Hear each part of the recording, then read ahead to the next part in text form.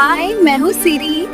हाय, मैं हूँ ऋषि। हमारे चैनल सेंस ऑफ विजडम में आपका स्वागत है। आइए आज के टॉपिक की शुरुआत करते हैं हमारे पॉडकास्ट में।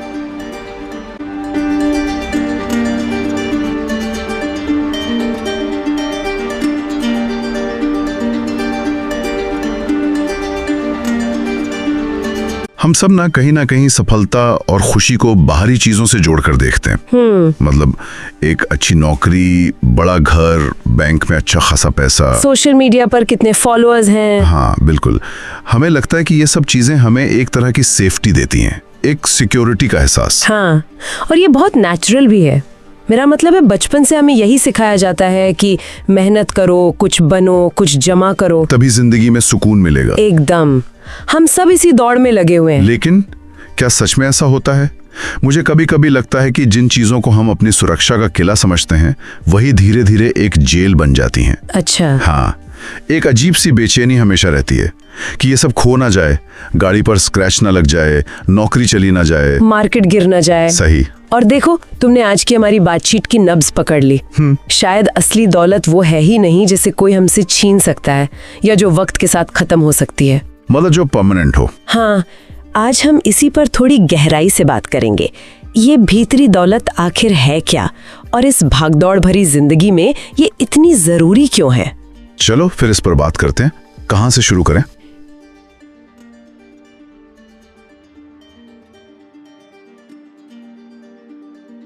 एक बहुत ही सरल से विचार से शुरू करते हैं। कोई भी चीज जिसे तुम खो सकते हो, जो चोरी हो सकती है या जो टूट फूट सकती है, वो तुम्हारी असली दौलत नहीं हो सकती। ओह, वो बस एक सामान है जो कुछ समय के लिए तुम्हारे पास है। अरे यार, ये सुनने में तो बड़ा गहरा है, पर ऐसे तो मेरे पास असली दौलत के नाम पर कुछ भी नहीं है।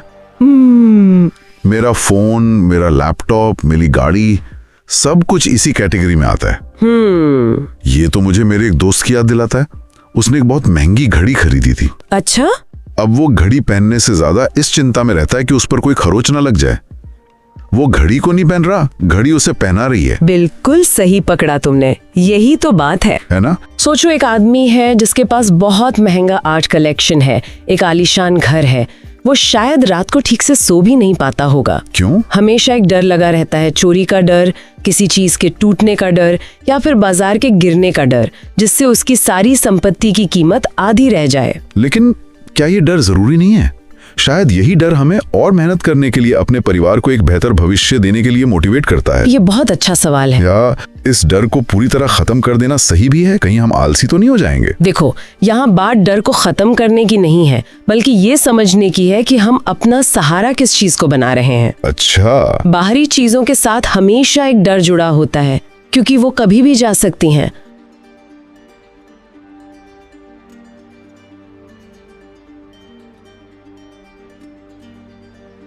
वो पक्की नहीं होती। तो जब हम अपनी पूरी पहचान, अपनी पूरी सुरक्षा उन्हीं से जोड़ लेते हैं, तो हम असल में रेत के बने एक महल में रह रहे होते हैं। एक लहर आएगी और सब खत्म। बस। ठीक है, मैं ये बात समझ रहा हूँ कि बाहरी चीजें एक डर साथ लेकर आती हैं, लेकिन अगर सुरक्षा वहां नहीं है तो इंसान जाए कहाँ?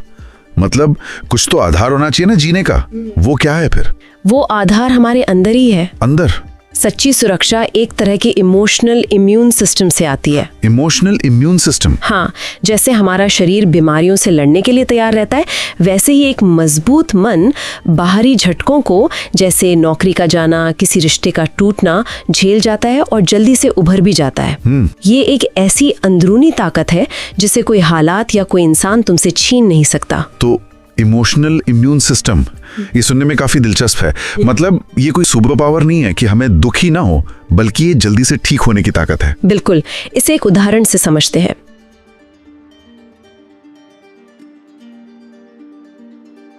सोचो, एक ही कंपनी में काम करने वाले दो लोगों की नौकरी चली जाती है एक ही दिन। ठीक है। दोनों के लिए हालात बिल्कुल एक जैसे हैं। पहला इंसान पूरी तरह टूट जाता है। उसके मन में क्या चल रहा होता है? अब मेरा क्या होगा?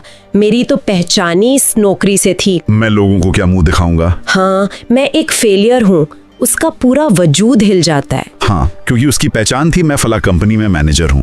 जब वो टाइटल गया तो उसे लगा मैं ही खत्म हो गया। एकदम सही। आज के सोशल मीडिया के जमाने में तो ये और भी ज्यादा होता है, जहां हमारा बायो ही हमारी पहचान है। बिल्कुल। अब दूसरे इंसान को देखो, उसे भी दुख होता है, उसे भी भविष्य की चिंता होती है। वो कोई रोबोट नहीं है। लेकिन उसका नजरिया अलग है। वो सोचता है ठीक है, ये मुश्किल है, ये एक झटका है, पर ये मेरी जिंदगी का अंत नहीं है। ओके। मेरे पास स्किल्स है, मेरे पास अनुभव है, मैं कुछ नया ढूंढ लूंगा। वो अपनी काबिलियत पर भरोसा करता है, नौकरी के टाइटल पर नहीं। एक मिनट, यहाँ मुझे एक बात खटक रही है। बोलो। असल जिंदगी में ये कितना प्रैक्टिकल है? नहीं, ये सिर्फ आशावादी या ऑप्टिमिस्टिक होने की बात नहीं है। हो सकता है दोनों की आर्थिक स्थिति एक जैसी हो। तो फिर फर्क नजरिए का है, पहचान का है। पहले व्यक्ति ने अपनी आइडेंटिटी को अपनी जॉब से चिपका लिया था। दूसरे व्यक्ति की पहचान उसके अपने गुणों से बनी थी। उसकी सीखने की क्षमता, उसकी हिम्मत, उसकी प्रॉब्लम सॉल्व करने की कला। नौकरी उसका एक काम था, उसकी पूरी शख्सियत नहीं। अच्छा। यही वो इमोशनल इम्यून सिस्टम है। वो जानता है कि बाहरी हालात बदलेंगे, पर जो मैं अंदर हूँ वो मजबूत है। मतलब असली दौलत वो आत्मविश्वास है, वो शांति है जो मुश्किल हालात में भी टिकी रहती है। हाँ, और ये जिंदगी के हर पहलू में दिखता है। एक एथलीट का उदाहरण लो। ठीक है। मान लो कोई बहुत बड़ा क्रिकेटर है और एक चोट की वजह से उसका करियर अचानक खत्म हो जाता है। ओ, ये तो बहुत बुरा हुआ। अब अगर उस एथलीट ने अपनी सारी पहचान सिर्फ स्टार क्रिकेटर होने से बनाई है, तो उसका क्या होगा? वो शायद खो जाएगा। वो डिप्रेशन में चला जाएगा।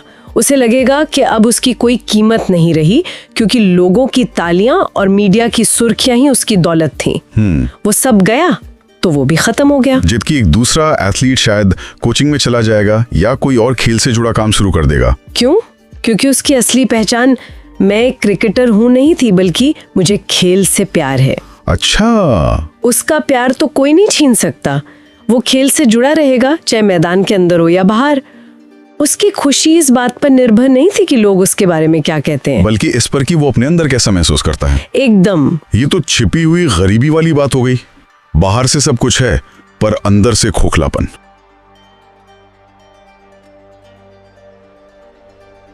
हाँ, ये एक बहुत जरूरी विचार है। सोचो एक मशहूर एक्टर या सिंगर के बारे में। इंस्टाग्राम पर उसकी करोड़ों की गाड़ियां, प्राइवेट जेट्स और शानदार पार्टियों की तस्वीरें हैं। हम सब सोचते हैं क्या जिंदगी है। हाँ बिल्कुल, लगता है कि इसके पास तो दुनिया की सारी खुशियां हैं। पर असल में हो सकता है कि वो इंसान अंदर से बहुत अकेला हो, नशे की लत से जूझ रहा हो। उसे शायद एक भी ऐसा दोस्त ना हो जिससे वो दिल की बात कर सके। बाहर से वो दुनिया का सबसे अमीर इंसान दिखता है, लेकिन अंदर से वो कंगाल है। ये बाहरी सफलता के बावजूद भीतरी गरीबी का सबसे बड़ा उदाहरण है। हाँ, ये सब सुनने में तो बहुत सही लगता है, लेकिन मेरे मन में वही प्रैक्टिकल सवाल फिर से आ रहा है, और इस बार थोड़ा और जोर से। ये सब बातें उन लोगों के लिए ठीक है जिनकी रोटी कपड़ा मकान की समस्या हल हो चुकी है। सही है। लेकिन जो इंसान हर रोज इस बात के लिए संघर्ष कर रहा है कि कल का खाना कहां से आएगा, उसे भीतरी शांति का लेक्चर कैसे दिया जा सकता है? बिल्कुल। ये एक तरह का मजाक नहीं लगेगा? ये सवाल न सिर्फ जायज है, बल्कि सबसे जरूरी है। और अगर हम इसका जवाब नहीं दे सकते तो हमारी सारी बातें खोखली हैं। तो क्या है जवाब? देखो, यहाँ बात गरीबी को अच्छा बताने की नहीं है। कोई भी अभाव में जीना नहीं चाहता, लेकिन इसका जवाब कमी में भी सम्मान के विचार में छिपा है। कमी में भी सम्मान?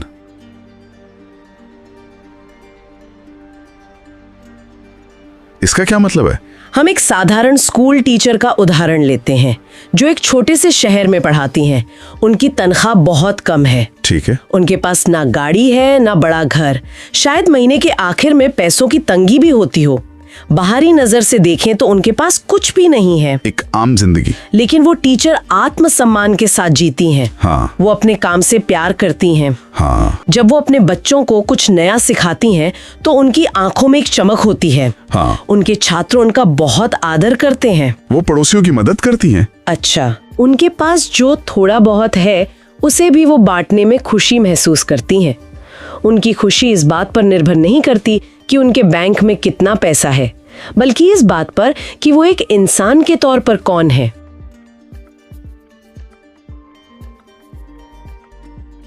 मतलब उनकी दौलत उनके छात्रों का प्यार और उनका आत्मसम्मान है। हाँ, यही भीतरी दौलत की असली ताकत है। ये आपको बाहरी कमी के बावजूद अंदर से अमीर बनाए रखती है। ये आपको किसी के सामने झुकने नहीं देती। जिंदगी मुश्किल हो सकती है, पर आप भीतर से टूटते नहीं हैं। आपका सम्मान आपकी जेब से नहीं, आपके किरदार से आता है। ठीक है, अब ये बात ज्यादा समझ में आ रही है। तो दौलत सिर्फ बैंक बैलेंस नहीं, बल्कि एक मानसिक और भावनात्मक स्थिति है। बिल्कुल।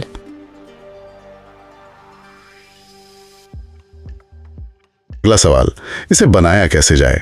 हम अक्सर सुनते हैं खुद को जानो, पर यह सुनने में बहुत किताबी लगता है। हाँ, लगता है। इसका असल में मतलब क्या है? कोई ऐप डाउनलोड करनी है क्या इसके लिए? नहीं, कोई ऐप नहीं है। और खुद को जानना कोई रहस्यमयी प्रक्रिया नहीं है।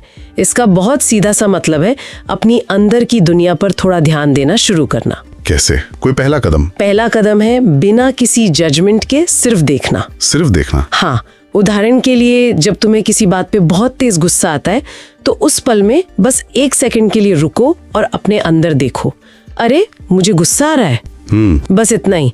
उसे सही या गलत मत ठहराओ, बस देखो कि शरीर में क्या हो रहा है। सांसें तेज हो गई हैं, मुट्ठियां बीच रही हैं। बस देखना है, उससे क्या होगा? जब तुम उसे सिर्फ देखना शुरू करते हो तो तुम उस भावना से थोड़े अलग हो जाते हो। अच्छा। तुम गुस्सा बन नहीं जाते, तुम गुस्से को देख रहे होते हो और उसी छोटे से फासले में तुम्हें अपनी शक्ति वापस मिल जाती है।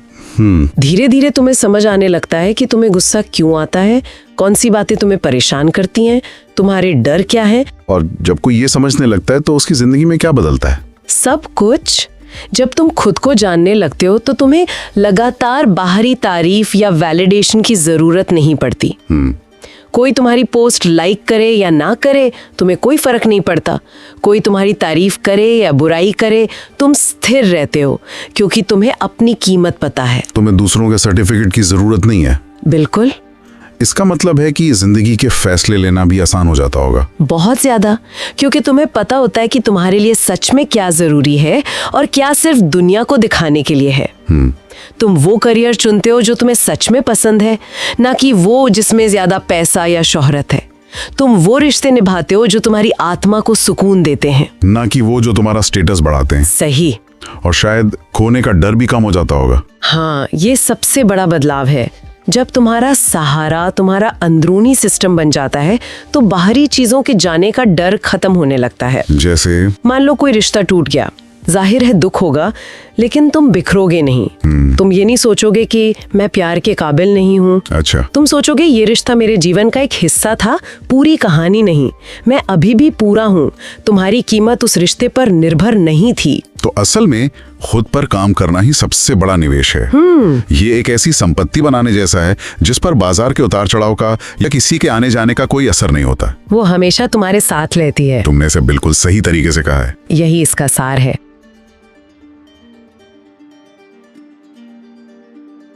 आज की इस पूरी बातचीत से एक बात तो मेरे लिए बहुत साफ हो गई है। क्या? हम अपनी पूरी जिंदगी बाहर की चीजें जमा करने में लगा देते हैं, पैसा, शोहरत, सामान, जबकि असली दौलत वो है जो हम अंदर से बन जाते हैं। हमारी शांति, हमारी समझदारी, मुश्किलों से लड़ने की हमारी ताकत, यही हमारी असली संपत्ति है। हाँ, और मैं सुनने वालों के लिए एक छोटा सा सवाल छोड़ना चाहूंगी। जरूर।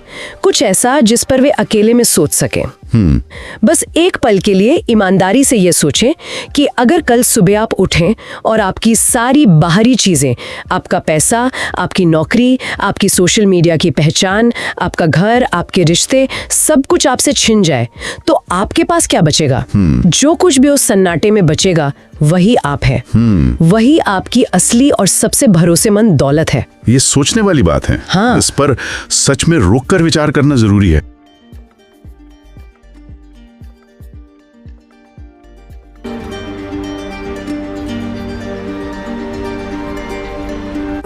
अगर आपको ये एपिसोड पसंद आया हो तो चैनल को लाइक और सब्सक्राइब जरूर कीजिए